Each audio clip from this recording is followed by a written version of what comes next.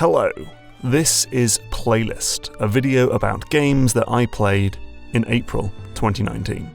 Let's get straight to it with our first game of the month, Heaven's Vault. So this is the new game by Inkle, the British studio responsible for the wildly non-linear narrative games 80 Days and Sorcery. This new game is a bit of a departure for the company. It's still interactive fiction, but it's now in a fully 3D world with animated characters and even a spot of voice acting. This is a science fiction game set in a cluster of different moons, all connected by celestial rivers. You play as the archaeologist Aaliyah, who is chasing down a missing person and also chasing down a lost ancient empire. You get to make dialogue choices, you can pick where you go, and most interestingly of all, you get to try and decipher an ancient language. Here's how it works. When you find an inscription, you'll try to guess the English translation for the long-forgotten script. For example, if the sentence has been etched into the side of a well, then, maybe one of these words might be water. After seeing the same word in multiple places, Aaliyah will decide whether your guess for that word is right or wrong.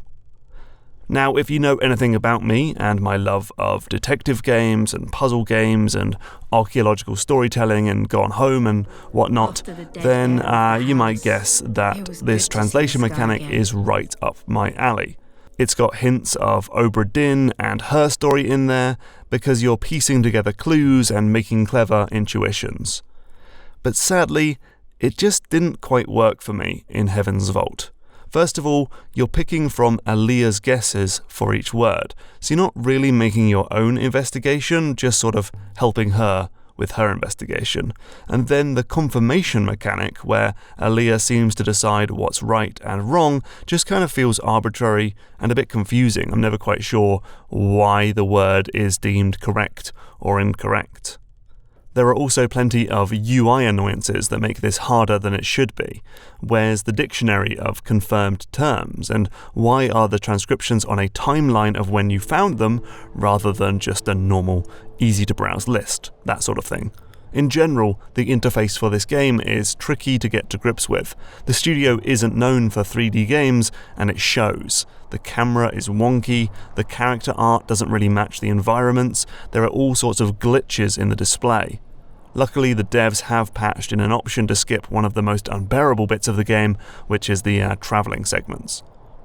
Overall, I just really want to like this game, right? And I intend to finish it. I love the archaeology idea at the centre of the game, but right now it's just kind of holding me at arm's length. The idea of a game about translating a language sounds great, but I haven't found one yet that really nails it. There was another game I played, Sethian, but that was just way too complex and didn't really work. I do need to check out Out There, though, which was an influence on Heaven's Vault. Days Gone is the latest PS4 exclusive from Sony's huge fleet of studios. This one's from Bend, who used to make PSP and Vita spin-offs for games like Resistance and Uncharted. And before that, they did the Siphon Filter games, and before that, they did Bubsy 3D, one of the worst reviewed games of all time. Anyway, now they've been allowed to finally sit at the adults' table with a big PS4 game of their own. And, well, the nicest thing you can say about this game is that it exists, it works. It doesn't make your PS4 set on fire when you play it. It is just, unfortunately, one of the most unremarkable and uninteresting games I've ever really played. It is, and stop me if you've played this game before, an open-world zombie shooter, right, with crafting mechanics and stealth missions, friendly zones, things like that. It's got bits of The Last of Us, Red Dead, Assassin's Creed, Horizon Zero Dawn, just every game we've played in the last 5 years. It doesn't do anything particularly well, either. The shooting is wonky, the driving feels kind of slow, the zombie AI is particularly bad, the insta-fail stealth missions are, well, they're insta-fail stealth missions, they're never fun. Even the story is pretty poor with thoroughly unlikable characters and kind of zero stakes to anything happening. I just feel a deep sense of ennui when I play this video game. I wish I could think of something positive to say about it, but I guess the only thing I can say is that there's nothing particularly negative to say about it. It simply exists. It is a video game, but I personally demand more from my entertainment than existence. A quick shout out for Nintendo Labo VR. So for their take on VR, Nintendo decided to go for the Google Cardboard route and make a cardboard housing for the Switch with some lenses in there, and then you hold the console up to your face and enter into a world of slightly blurry, kind of low frame rate virtual reality. The best bit though is just the building process. I had a really good time putting together the giant blaster gun. The experience is great because the Switch is an interactive tutorial telling you how to put all of the bits together, and the cardboard construction kit is just really clever with great simple ideas for making tight joints between the different bits and spring-loaded triggers using elastic bands, things like that. The games themselves are more like tech demos and, my first VR experiences. You're not going to be playing Astrobot or Beat Saber on this thing, but I still think there's potential here. I would really love to see Nintendo make something totally unique for VR in the way that only they really can. Katana Zero is a side-scrolling take on Hotline Miami. It is a fast-paced action game where you die in one hit, but that's okay because you can just rewind to the beginning of the room and try again. You've got a katana, you can throw objects, you've got a generous dodge roll, and you can even slow down time, which is a bit overpowered, to be honest. There's also an intriguing story to link up levels with all sorts of time-travelling silliness, mysterious characters, dream sequences, and therapy sessions. Oh, and you can't ignore the gorgeous pixel art, of course. I do find the game a bit fiddly to play. You've got to be really pixel precise on your strikes, and the game won't cut you any slack if you're a tiny bit wrong. I think the game's slow motion mechanic and the very quick restarts mean the game feels happy to just kill you over and over again because it's not too onerous to try again. And that is true, but it also meant I've never felt very confident in my abilities in the game, and getting through a level was often more of a fluke than, really smart gameplay and skill. We had an interesting conversation when I streamed this game about the slow motion mechanic. It really does make the game a lot easier, and we discussed ways to make it less all-powerful, such as having it only recharge when you kill enemies in normal speed, or giving rewards for players who choose not to use the slow-mo.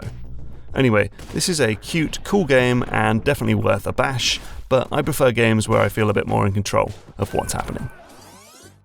Finally, there's Box Boy and Box Girl. So Box Boy is a series of puzzle platformers from Kirby developer HAL, and focuses on a boxy little boy who can burp up boxes and spit them into the environment, maybe to make a platform or weigh down a switch or block a laser.